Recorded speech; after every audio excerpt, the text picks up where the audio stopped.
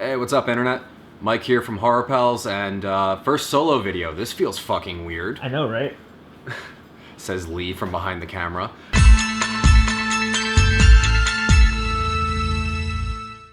I'm here to do my top 10 and my bottom 5. I would have a bottom 10, like Lee does, but honestly, I kind of got lucky this year. I was busy a lot of the times that he had to watch some of the shit movies, like The Disappointments Room and The Darkness. So let's jump right into it. I guess I'll start with the shit and then... Number 10. Oh, number 5. That too. Number 5, worst movie of the year, The Forest. Just an utterly soulless, bland, whitewashed cash grab that never needed to happen. Number 4, Shut In. A movie that just made no fucking sense and tried to be clever and would just... My God, what an abomination. Nobody should ever watch that. It's not even so bad it's funny, it's just bad. Number 3, Viral. Fuck everything about Viral. The fucking shitty, parasitic zombie worm people party in the middle of an abandoned warehouse during a fucking quarantine bullshit movie. Just god fucking damn that movie. Number 2, the fucking Greasy Strangler. A movie that made me legitimately want to kill myself while I was watching it. That movie is an insult to movies everywhere, and I know some people are going to say I don't get it, personally. Maybe you're right, but still, it was utterly unenjoyable, and I would, while I'm in hell, I will be watching that movie for eternity. In combination with the number 1 shittiest movie of the year, Jerusalem. Holy shit. For those of you who haven't watched the review, please just go watch it. I have way too many feelings about that movie to summarize it quickly here. It is just an absolute abomination, a failed cash grab, fucking miserable in every way a movie can be miserable. Just fuck everything about Jerusalem. You win those Horror Pals first annual Mike's Pick worst movie of the year. On to a happier note. This year has actually been quite good for horror, so here's my top 10 list, and it was actually kind of hard getting it down to 10, so congrats 2016, you did one thing right. So let's jump right into it. Number 10, The Eyes of My Mother. Just fantastic movie, very artfully shot, very simplistic, but goddamn it gave me chills. Just a great experience. Number 9, Hush. A really original spin on the home invasion genre, really just a neat twist that just a lot of fun to watch, something that I'm sure I'll be watching again for years to come. Just a great movie. Number 8, The Conjuring 2. I know this movie's a little, AAA, mainstream, Hollywood, but just a damn good movie. I liked the first Conjuring. I think The Conjuring 2 took everything that was good about it, the first, and improved on it. It was just really a feel-good horror movie, if that makes sense, and yeah, fuck yeah, that was great. Number 7, The Autopsy of Jane Doe. Holy shit, guys. This is, without a doubt, one of the creepiest movies I've ever seen in my life. I don't get nightmares from horror movies anymore. Not since I was like fucking 15. That movie gave me a nightmare, so, good job. Good job, Jane Doe. You're horrifying. Number 6, Trashfire. I know I didn't actually review Trashfire on this channel, but Lee did, and he made me watch it afterwards. My God, that movie made me hate myself. In a good way?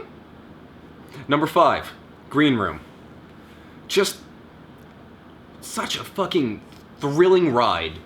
Patrick Stewart gave the performance of a lifetime. All the characters were just so great. The special effects were incredible. The entire time that movie, you're on the edge of your seat. Just, goddamn, that movie is fantastic. Number 4, 10 Cloverfield Lane.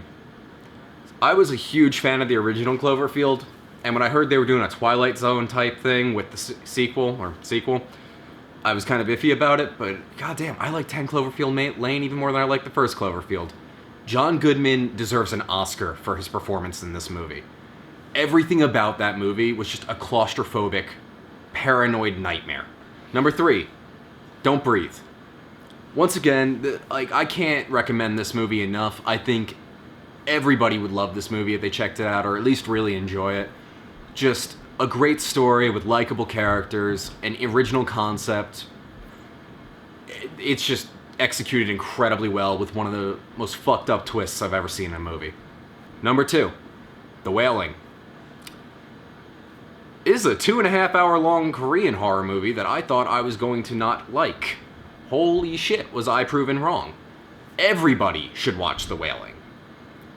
And if you're confused by it, just look up an explanation of it, because trust me, it's worth it. It's just a great movie. And who would have fucking guessed it? Those Horror Pals' first annual Mike's Best Movie of the Year goes to The Witch. Just, my God, I have never watched a movie that has left me feeling so dirty afterwards. I felt like I needed a shower after watching this fucking movie. Oh my God, the atmosphere in this movie is so fucking incredible. The score, the acting, some of the best, actually, not even some of the best child acting I've ever seen in my life, regardless of genre. Also, probably the best period piece I've seen in my life. Just, holy hell, guys, that is a movie to remember. Now, before I put this away and finish up my top 10s, I just wanted to give some forgettable mentions and some honorable mentions, of course. So, I'd like to remind everyone that Pet exists, because I've surely forgotten that was a waste of potential in a movie. The same goes for Carnage Park and The Boy. Just movies that I'd completely forgotten about until I was trying to find this, put together my list. Just totally forgettable movies. And as far as honorable mentions go, we were having some problems finding out whether Darling came out in 2015 or 2016. If that came out in 2016, it'd be in my number 1 or number 2 slot, but since we're not sure, I just want to remind everyone again that Darling exists. That is Mickey Keating at his absolute best. That movie is incredible. And I also want to give an honorable mention to Blair Witch, which didn't quite cut it to make the list. However, I do think that is also a movie that deserves some recognition for what it did this year. It brought back a movie that's almost 20 years old at this point, made it fresh again. Anyway, that's about all I've got, guys. I'm glad you watched. Happy to be here. Hope you guys will stick around in 2017. And hey, who knows, maybe once we hit 500 subscribers, we'll do a face reveal. Anyway, later.